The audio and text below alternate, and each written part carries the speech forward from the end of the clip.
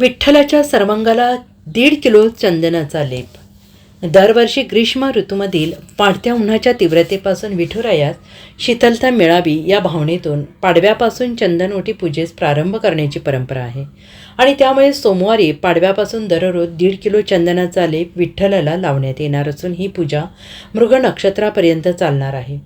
राजा सुकुमार मदनाचा पुतळा रवी शशकाळा लोपलिया कस्तुरी मिळवट चंदनाची ओटी रुळेमाळ कंठी वैजयंती. संत तुकाराम महाराजांनी विठुरायाच्या चंदनओटी पूजेचं वर्णन केले.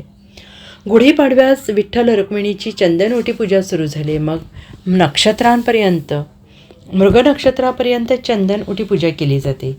पाडव्यापासून दररोज दुपारी 4 वाजता मोठ्या भक्तिभावाने विठुरायाची चंदनओटी पूजा संपन्न होत असते.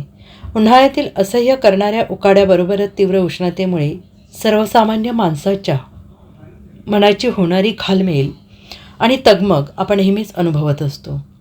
उष्णतेचा मनुष्य आणि प्राणीमात्राला जसा त्रास होतोय तसा देवांनाही होतो अशी धारणा भक्तांमध्ये असते.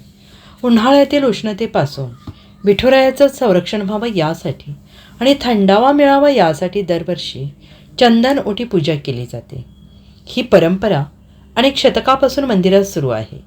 सध्या दररोज 1.5 किलो सुवासिक चंदन उगाळून त्याचा लेप विठ्ठल आणि रुक्मिणी मातेच्या सर्वांगाला लावला जातो. चंदनओटी पूजेमुळे नेहमीपेक्षा देवाचे रूप अधिक खुलून दिसते. हे सुंदर देवाचे रूप डोळ्यात साठवून ठेवण्यासाठी भाविक आतुर असतात.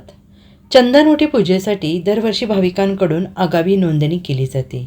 याच काळात मंदिर समितीला चांगले उत्पन्नही मिळते. चंदन ओटी पूजेनंतर देवाला शिरा, पोहे, सुकामेवा, कैरीचं पन्नं, थंड लिंबू सरबत असा खास नैवेद्यही दाखवला जातो.